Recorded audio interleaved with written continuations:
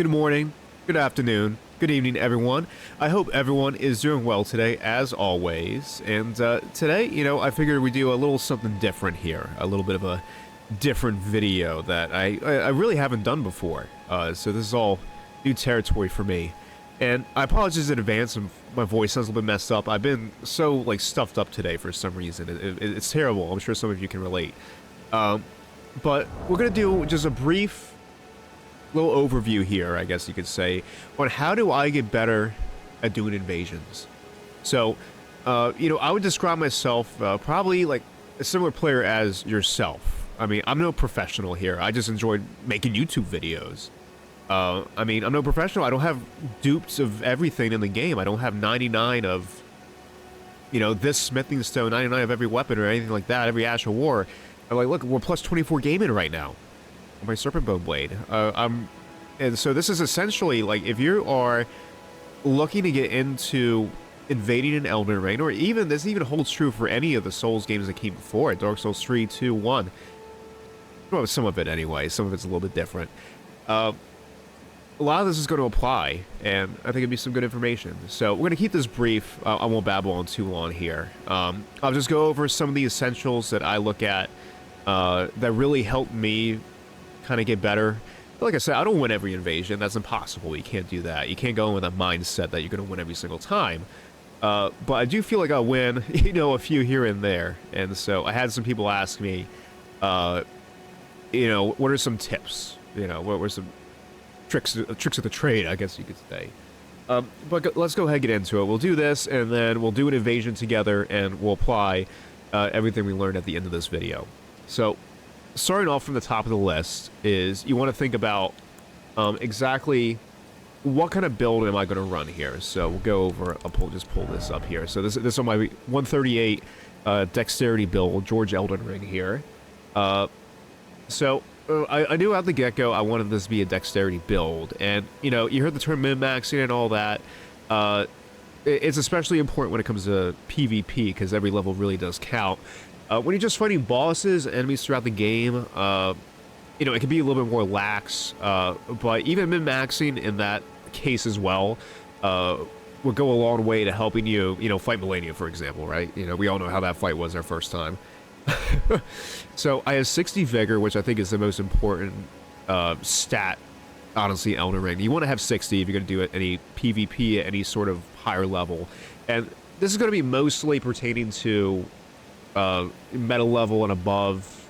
Lower level invasions, it's kind of like you kind of downscale your stats accordingly, health being the most important and your damage stats, descending from there. But if you want me to make a separate video on that, we can do that, but let's just focus on this for now. So we have 60 Vigor, which a lot of you know the most important stat, 27 Endurance, and then we have 19 Strength, and 80 Dexterity. Dexterity is the main stat for the build, and that's where all the damage is going to come from. Pretty simple stuff, right? But I also like to have 19 Strength, part of my language here, because it gives me a little bit of wiggle room to try out some different weapons on a dex build. Like here we have the Keen, this Wayhander, who gets a B scaling in Strength. Or Dexterity, I'm going to be getting that mixed up here. And you need 19 Strength to wield it. And so I think that can be a good thing to have on the build. You have a Colossal you can pull out of your pocket, and also gives us a little bit more variety. We can use things like the Jar Cannon. Now this requires 34 Strength to wield, and this is going to tie into one of my other suggestions here. It was a perfect segue into it. So we don't have the necessary stats here. And to two-hand it, we need at least 23 Strength to make the requirements technically. Strength, you two-hand it, it counts as, 1.5, do the math.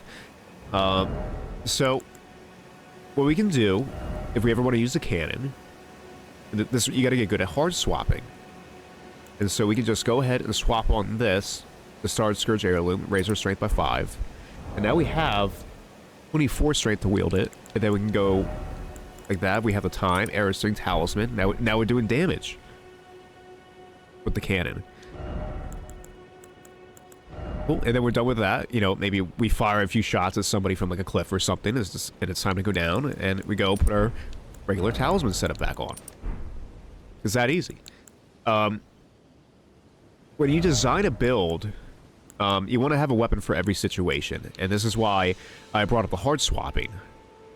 And this plays into your stat requirements as well. You know, you have a weapon for every situation. We have the Zweihander for a Zweihander type situation. We have a Serpent Bone Blade for a Serpent Bone Blade situation. We have a Spinning Slash Nagakiba for when we want to be unoriginal.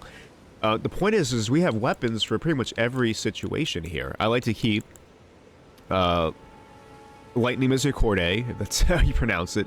Up here, we have the Clean Rot Knight Sword with Bloodhound Step. You gotta have a little bit of cheese on your build. You gotta be prepared for any situation.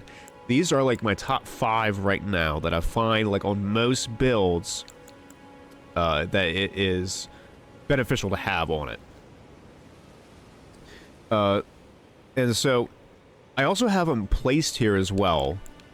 That's going to make hard swapping that much easier. If you've already practiced it, you know, you can skip right past this part if you know how to hard swap. But you want to practice this.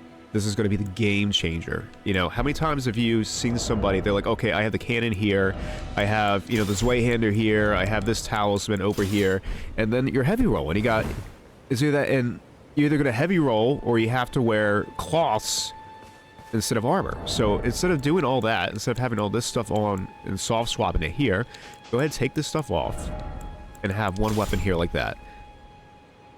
Right? I have this, I can medium roll. When it's cannon time, we're good to go. Go ahead, swap this off. Nagakiba time, it's time to go. And eventually, you'll learn to see what layout you like to have best. So I have things kind of laid out here. This is kind of a work in progress build as it is as well. I'm not quite too sure what I want to keep on this just yet. But I have a weapon for most situations, and I have them kind of laid out in a way that makes sense for me. I have a weapon for, like, we're gonna just go back to the Zweihander, right? So it has Waves of Darkness, right?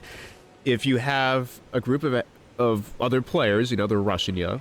You have a host and his 2 overleveled buddies. You want to have like an option where you can just kind of bang, you know, kind of say, just get off me. You know, it's like that, or you have like a Spinning Slash here that'll get people off you, no problem. And then you also want to have a ranged option as well. One of my personal favorites is the Claymore. And I like to have Stormblade on it because, you know how great it is? Have you ever encountered like maybe like the Rock Breath, somebody's doing the Rock Breath at you? This will knock them out of the animation. They go up and they try to do the Rock Breath thing. You just go ahead and takes them out just like that. Now, it probably won't kill them like we did that poor goat right there, but it'll knock them out of the animation and they will stop spewing that disgusting, putrid Rock Breath at you. So I have a little something for every situation. We have this, we have Thunderbolt here, you know, in case somebody is trying to run away from us, you know, something like that. We can pick them off that way. We have something for everything. We also have a Halberd, one of the best movesets in the game. You might want to consider having this on your build. We have something that is a good chase down weapon. If somebody's trying to run away from you, they're trying to heal, or they want to go run away, and they want to get to their buddies so that way they can go and heal up, right? You just kind of poke them to stop that from happening. You can use that. We have a heavy thrusting sword that's also really good at that. Great heavy running attack on this, just like that. Even if you want to use like a katana as well, this would be great. And then you can even put Spin Slash if you want to be unoriginal. But you got to have some cheese on your builds sometimes. So yeah, I have the weapons that I like to use that are, to me, are really fun to use. Like, I love the Serpent Bone Blade. It's probably one of my favorite katanas in the game. I just think the moveset is so cool. And so that, we have Double Slash, but it's not going to be good for every situation. So, have a little bit of everything for every situation, is what I would tell you here. And now, as far as to supplement all this kind of stuff, you know, I have down here as well, I guess we'll just show you guys as well. We have, this is where I keep my seal. When I want to cast Bestial Vitality or Flame Cleanse Me, I have those on the build just in case. Sometimes you want to run a little bit of regen, so if I wanted to do that, I don't have 12 Faith to do that. So all you have to do, this is where the min-maxing part comes back, if you've been paying attention. We'll go ahead and put this on. And then we're going to go ahead, and I have my talismans laid out as well, so I can do a talisman swap. So I have it here. The 2 Fingers Heirloom is here. Go ahead here. We have enough faith to do it. Bang. We're going to cast. We're getting some regen going. And then up. And now we're back. Our Ashes of War hitting hard again. So it's these sorts of things, if you're not familiar already, these are good skills to brush up on. You know, get used to the hard swap. It's life-changing, trust me. Yeah, even against bosses, right? The last thing I'll go into here before we go ahead and do an invasion and kind of apply everything here is don't worry about losing too much here. You know, some people get so caught up. They're like, okay, you got to run the best weapons. Oh, you got to have the KGS on it. You got to have the Claymore and the Curved Greatsword, the Nagakiba, and all this stuff. I'm like, listen, tell them to lay an egg. Is what I would tell you. All that stuff's for the birds. Use weapons that you want to use. Don't worry about that kind of stuff. You know, I do great with a Serpent Moon Blade. I do great if I want to use the Nox Flowing Sword for some reason, right? Like, what does this do? That's probably not going to hit anything. But it's fun, and it makes it worth using, or this build worth using, I should say. So, and to complement all the stuff that we talked about so far, here's a couple of goodies that I like to keep on my build. I like to have fan daggers to pop bubbles, or something's at 2 HP, just sort of throw these at them to take them out of the business here. I have a couple of freezing pots on here as well to kind of reduce their defenses if we have an overlevel phantom, or it's sometimes just good to do a little bit more damage. Boiled crab, because more defense is always good. Pickled turtleneck, because this one's actually slept on, I will say that. Stamina is probably one of the most important resources within Elden Ring. So to have more of it come back faster goes a long way. And I also like to keep the Spellproof Dry Liver here as well to boost our magic negation. Because I find you see a lot of sorcerers in Elden Ring, so you want to be prepared for them to not one-shot you with whatever spell they're running. Now armor setup, where would you want? What looks good? Don't get too wrapped up in, you know, the stats. I have 65 poise, which isn't abysmal, but it's definitely not good. If you want like a good poise threshold, I'll try to get between, I don't know, like, you know, I usually try to shoot for 80 just because I like to have some heavy weapons on my build. But if you're really trying to be optimal, it's, you know, I would say 90 and plus, so that way you're not staggered by a lot of things. But it's really not the biggest deal in the world if you don't follow that. So let's go ahead and do an invasion here, and we'll see what happens. Go ahead and put my finger down here. While we wait here, I will also say there is certain setups in the game that you're going to see a lot, right? You're going to see the Dragon Halberd a lot in this patch. You're going to see Dual Spears a lot, but still gets a few spins here and there, I see. Don't get discouraged when these things kill you so easily. You have to fight against these things to really, I don't know, kind of get, you know, knowledgeable about how to approach it, you know? So, don't get discouraged if you have some sort of crazy thing happen. And, okay, so we got our invasion. I'll see you guys in the invasion here. Okay, so we actually ended up not going too far in this invasion. So, okay, first thing I like to do, so you want to go and kind of like, first question you ask yourself is, oh, okay, where is the host? Right? The host is right there. He's a solo host, and he's got dual spears. It's perfect. So I'm going to swap to a weapon to match him. The dual Nagis right out of the gate. Hey! So, well, sometimes you encounter these guys as well, bonfire duelists. Is there somebody behind me or what? Alright, yeah, we can tussle. And so let's see how we do here. And when I'm fighting here, I'm trying to outspace the spears. So I know it's coming. I'm trying to get some distance to where he attacks, and my attack's gonna follow up. So look. Bang, just like that. Ice spear, nice. Okay. This is gonna be a poking match, isn't it? And try to throw in some mix-ups here. Don't get too predictable, you know, so he's gonna do that. He's gonna go with the ice spear. hit the wrong button there. Okay, so he's single spearing it up now. Stormcaller. Eventually you learn... Okay, so I got hit there. It's fine. And so now we're going to switch up how we approach. We're going to try and go around this way. We're going to go in back of him now. Alright, so now what we'll do is we'll switch up a little bit, use a different weapon.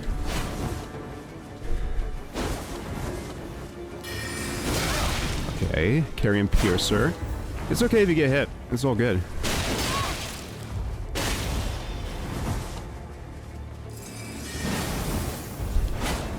There it is. And so this is perfect. We have some frostbite, so we're going to cure that. I keep that in my pouch.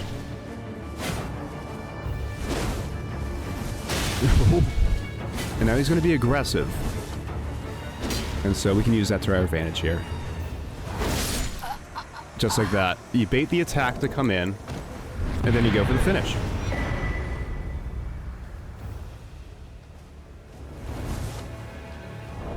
So nothing too crazy, it's just a swap, and then you eat your boluses when you eat them, when you see a status effect come up. Which, while we're on that note, I'll actually go into this here. If you don't have this shield, I would recommend you put it on your build. The Spiral Horn shield has a passive effect, where if you don't already know, I'm sure a lot of you guys already already know about all this stuff here, but I do have to say it anyway. It'll reduce status effect buildup. So if you have those Scarlet Rot breath dudes, you know, breathing down on you, this will help mitigate that a little bit. And so I probably should have had this on my back in hindsight, but whatever, right? Like I said, it's not too serious here. It's not a crazy thing. Yeah, so you know what? That was a solo host, so we're gonna go ahead and do another invasion, just so hopefully we have a bigger picture of things you might realistically expect to see when you invade. So let's check out that invasion. Okay, and now we are in Ray Lucaria here. Oh, I gotta catch my rod here. Okay, so they are definitely in here, so we're gonna prepare accordingly. You know what, we'll go a little spin slash here at the gate. Okay, there we are. And they're gonna be using magic damage with the Moonlight Greatsword, so we'll buff against magic.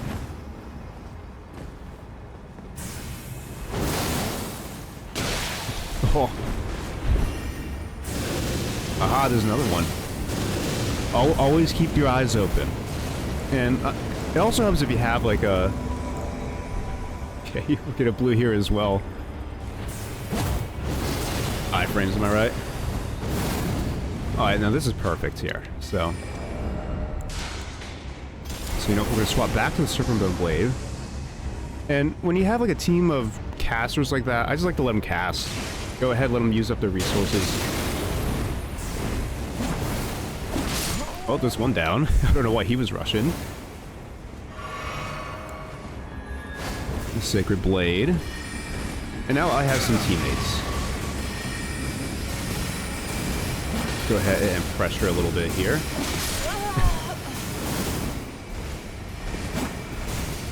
Ah. Yeah.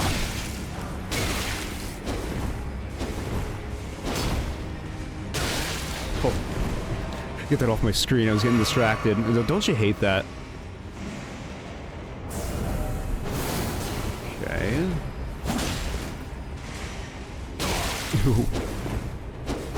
There we go. Bang. We're gonna chain some hits together.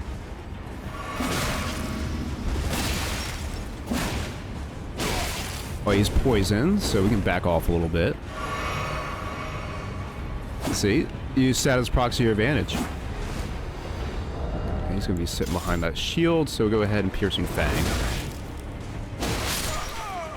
And there you go. Just in time to dip the other blue.